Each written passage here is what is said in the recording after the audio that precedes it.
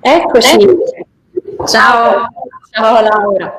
Allora, siamo qui oggi con il Vice Ministro Laura Castelli per parlare di mobilità sostenibile in fase 2 per la pubblica amministrazione. Come sapete, la fase 2 è quella nella quale si cominciano a riprendere via via le attività e uno dei temi più critici sarà la mobilità nelle città. Questo perché molti di noi erano abituati a spostarsi con il mezzo pubblico, i mezzi pubblici hanno necessità di una revisione delle modalità di utilizzo, come sapete non si può più viaggiare come prima, ci sono le regole di distanziamento sociale anche nei mezzi, il che significa trovare delle alternative agli autobus, alle metropolitane che continuano a girare ma ovviamente non possono più caricare tante persone. Sicché abbiamo iniziato a fare un ragionamento a vari livelli su quella che è il lavoro nella fase 2 e probabilmente anche in modo permanente come lo sarà in futuro. Abbiamo pensato di incentivare lo smart working e abbiamo pensato di lavorare insieme ai ministeri per incentivare un sistema di navette. Abbiamo scritto così una lettera alle varie pubbliche amministrazioni tra i cui ministeri e devo dire che il MEF, il Ministero dell'Economia e delle Finanze, è stato il primo a rispondere, per cui oggi il Vice Ministro ci racconta quello che stanno facendo.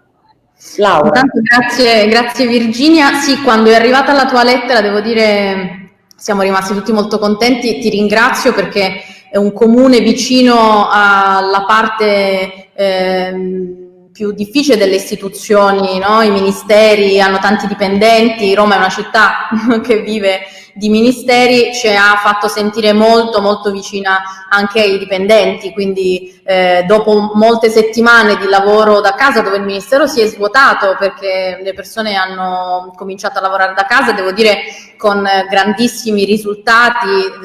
Ti dicevo prima mentre ci sentivamo al telefono che siamo riusciti a pagare tutti gli stipendi dello Stato da casa, cose che erano quasi impensabili. Quindi la tua lettera ci ha fatto molto felici perché avevamo già cominciato ad attivare tutti quei protocolli necessari. Sono delle regole, le regole guida, parliamo dell'accesso del personale, quindi come devono entrare, i distanziamenti, come si trasformano le riunioni in open space che non si possono più fare, l'installazione delle segnalazioni all'interno del Ministero stesso che è grandissimo, insomma tutta una serie di cose che sono i nostri nuovi protocolli di vita e grazie alla tua lettera abbiamo potuto accelerare il secondo pezzo, che era quello di un ministero che vuole stare vicino ai propri dipendenti e organizzare un po' quella che è la loro vita.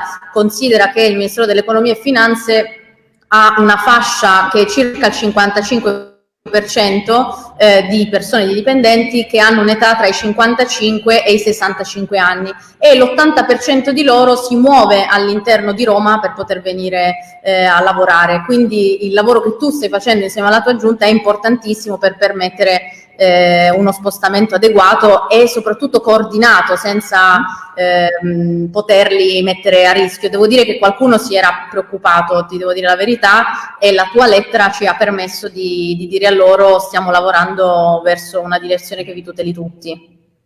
Beh, questa è una bellissima notizia. Praticamente quello che stiamo cercando di fare per spiegarlo un po' a tutti è quello di creare delle convenzioni affinché i dipendenti in questo momento, in questa prima fase pubblici, ma noi stiamo coinvolgendo anche le grandi aziende o le aziende private, perché ovviamente tutti si spostano sullo stesso territorio di Roma, ma affinché i dipendenti possano trovare un'alternativa a quello che è il trasporto pubblico come noi lo conosciamo, ma dedicata al loro specifico ufficio. Quindi si pensava a un sistema di navette, di shuttle, di autobus, diciamo aziendali, che fatta una stima, diciamo, dei luoghi dai quali provengono i dipendenti, possono fare delle tappe dedicate in alcuni punti di raccolta, prendono i dipendenti e li portano tutti insieme, sempre nel rispetto del distanziamento, però nel luogo di lavoro. In questo caso ci sarebbe un assoluto abbattimento della commissione o comunque della promiscuità tra dipendenti di diverse aziende, per cui il mantenimento, come dire, dello stesso ambiente tra il trasporto e l'ufficio consentirebbe anche qui di limitare ancora di più le occasioni di contagio e allo stesso tempo evita che tutte queste persone che prima si spostavano con gli autobus e che adesso potrebbero avere più difficoltà, in realtà non debbano entrare per forza con l'auto privata, possano utilizzare anche un ulteriore mezzo tra virgolette pubblico o comunque dedicato del proprio ufficio. Chiaramente questo si aggiunge poi alla mobilità smart e si aggiunge al mantenimento comunque di alti livelli di smart working, quindi di telelavoro, che come ci hai ben detto comunque sono in grado di garantire un'efficacia lavorativa.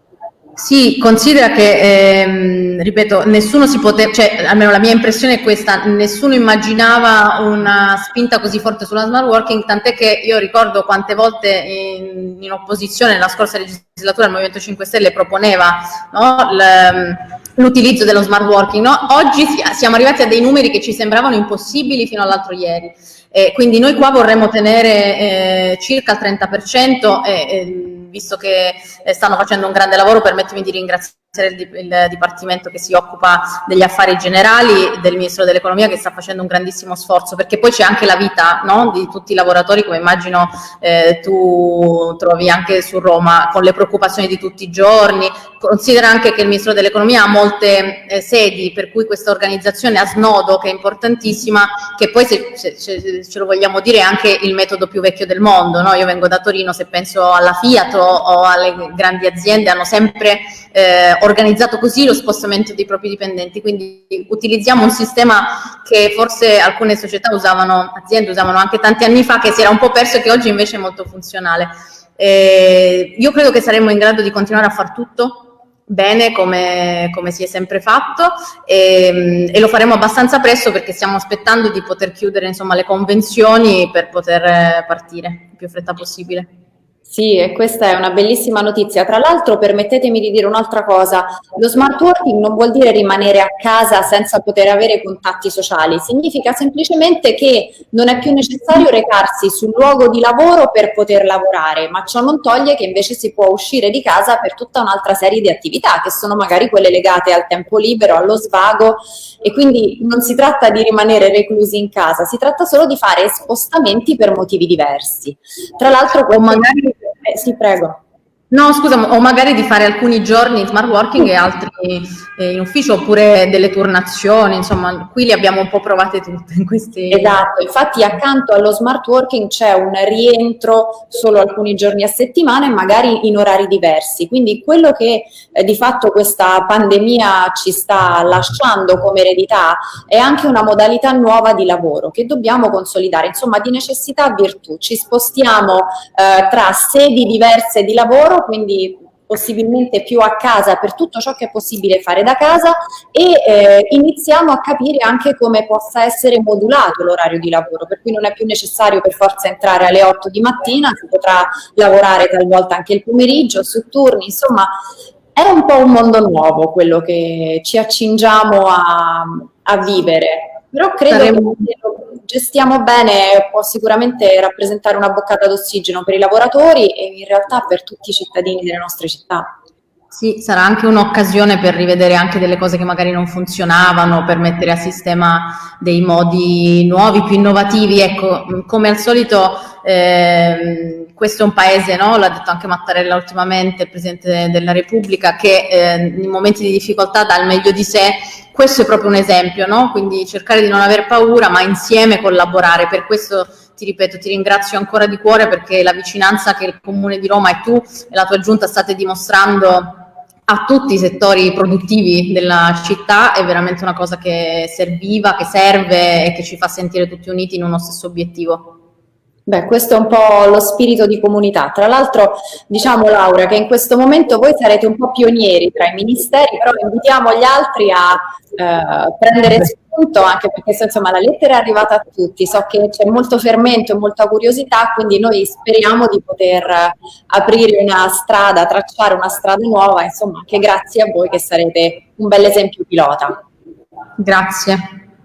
Grazie a te. Allora, a presto per nuovi aggiornamenti, ci dirai come sta andando. Volentieri, ti aggiornerò e aggiornerò tutte le persone che si sono collegate, che stanno scrivendo, che ringrazio, fanno anche tante domande sulla parte più economica generale, quindi ora mi metto a scrivere un po' di risposte e ci vediamo presto. A presto, grazie, buon lavoro. Ciao.